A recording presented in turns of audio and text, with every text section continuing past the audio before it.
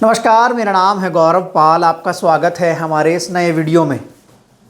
आज दो ऐसी खबरें सामने आई जिसको सुनने के बाद मुझे कुछ हंसी आई और फिर मैंने सोचा कि वो खबरें मैं आपके सामने रखूं।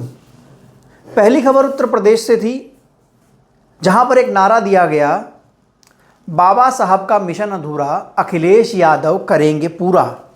और दूसरी खबर दिल्ली से थी, जहां पर अरविंद केजरीवाल ने ऐलान किया कि वह दलित छात्रों को पढ़ने के लिए विदेश भेजेंगे। किसी भी यूनिवर्सिटी में दलित छात्र पढ़ें, वो उनको स्कॉलरशिप देंगे, पूरा खर्चा दिल्ली सरकार उठाएगी। अब ये दो खबरें सुनकर आप भी चौंक गए होंगे।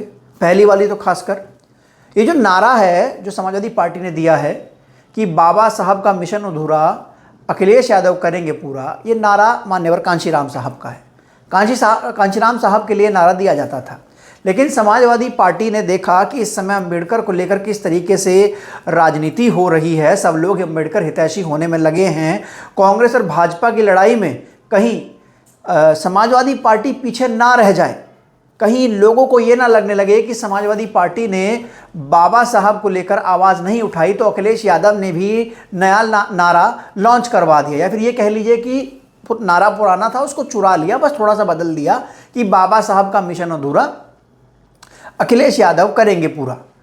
अब मेरा सबसे पहला सवाल ये आता है कि बाबा साहब का मिशन क्या है? बाबा साहब का मिशन क्या अखिलेश यादव ने अपनी सरकार में बाबा साहब का मिशन पूरा किया है?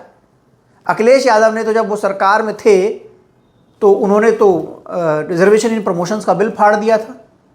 तो क्या ये वो सपना था बाबा साहब का जिसको अखिलेश यादव पूरा कर रहे थे? बाबा साहब के नाम पर बन रहे पार्क, अम्बेडकर उद्यान का नाम बदलकर जनेश्वर मिश्रा पार्क कर दिया। तो क्या ये बाबा साहब का सपना था जिसको अखिलेश यादव पूरा कर रहे थे? तमाम जितने भी जो बहुजन महापुरुष थे उनके नाम पर जो जिलों के नाम रखे गए, जो शहरों के नाम रखे गए, जो पार्कों के नाम रखे गए, उनके नाम बदल दिए गए। क्या ये वो सपना था जो अखिलेश यादव पूरा कर रहे थे? या फिर जो SC ST रिजर्वेशन को लेकर जो तमाम चीज़ें कही जाती हैं, क्या वो सपना था बाबा साहब का जिसको अखिलेश यादव पूरा कर रहे थे?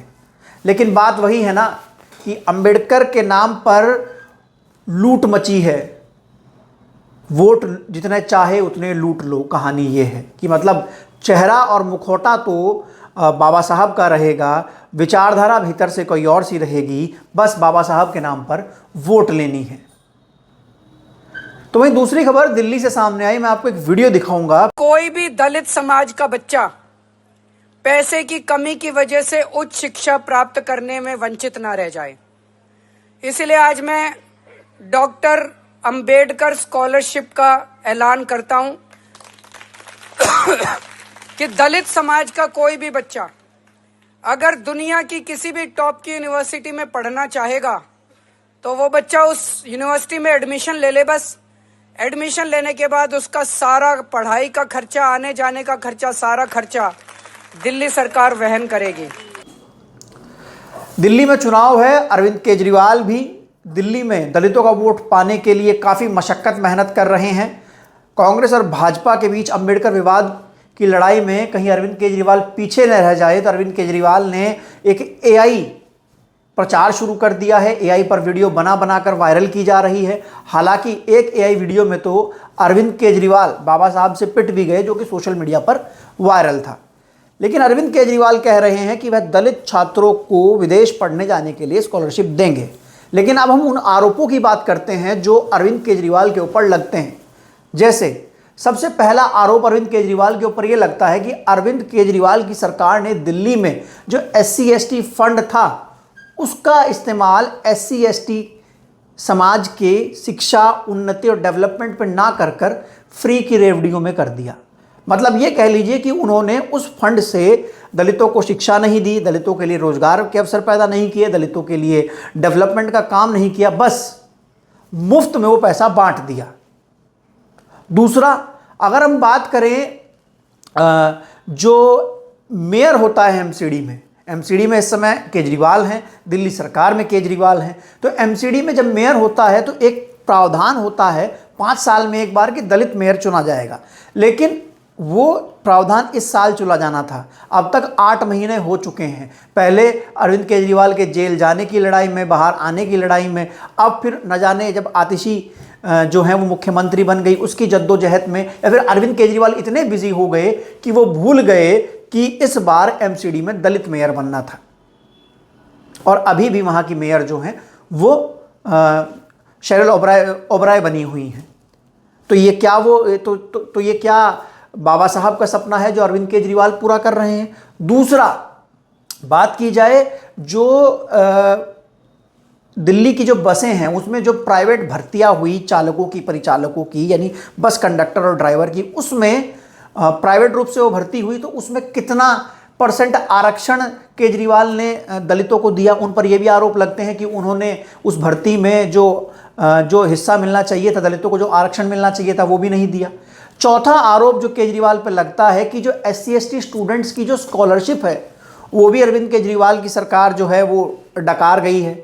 ये सारे आरोप अरविंद केजरीवाल के ऊपर उनके विपक्षी भाजपा, कांग्रेस और तमाम अन्य पार्टियां लगाती हैं। लेकिन अरविंद केजरीवाल इस समय जो बाबा साहब को लेकर, जो टिप्पणी को लेकर विवाद है, उसमें अपने आप को सबसे बड़ा मसीहा साबित करने की कोशिश कर रहे हैं। कह रहे हैं कि बाबा साहब अम्बेडकर आधुनिक भारत के भगवान से कम नहीं है। मतलब स्टेटमेंट सुनिए, उन्होंने कहा है कि बाबा साहब अम्बेडकर आधुनिक भारत के भगवान से कम नहीं है, मतलब भगवान नहीं है।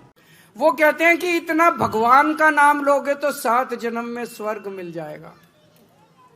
मैं उनको कहना चाहता हूं, बाबा साहब अम्बेडकर आधुनिक भारत के भगवान से कम नहीं है, आधुनिक भारत के भगवान है वो। ये कहना चाह रहे हैं, या तो फिर ये कहें कि भगवान है। और दूसरी बात, अगर अरविंद केजरीवाल बाबा साहब भीमराव अम्बेडकर को भगवान मानते हैं तो वो इस बात का जवाब दें कि क्या वो बाबा साहब की 22 प्रतिज्ञाएं दोहराएंगे, वही 22 प्रतिज्ञाएं जिनको दोहराने पर राजेंद्र पाल गौतम को मंत्री पद से हटा दिया गया था, उनका इस्तीफा दिलवा दिया गया था। क्या अरविंद केजरीवाल भरे मंच से बाबा साहब की प्रतिज्ञा दोहराएंगे, 22 प्रतिज्ञा, क्योंकि वो तो बाबा साहब के सच्चे अनुयायी हैं। ऐसा अरविंद केजरीवाल बार बार दावा करते हैं। ऐसी होने की तो अरविंद केजरीवाल तो वर्गीकरण में, आरक्षण में वर्गीकरण का भी समर्थन कर चुके हैं। तो क्या ये ऐसे बाबा साहब के हितैषी बनेंगे, अम्बेडकर के हितैषी बनेंगे? तो ये थी वो दोनों खबरें जो हमने आपके सामने रखी। आप इस बारे में क्या कहते हैं? आप अपनी राय कमेंट सेक्शन में दर्ज करा सकते हैं।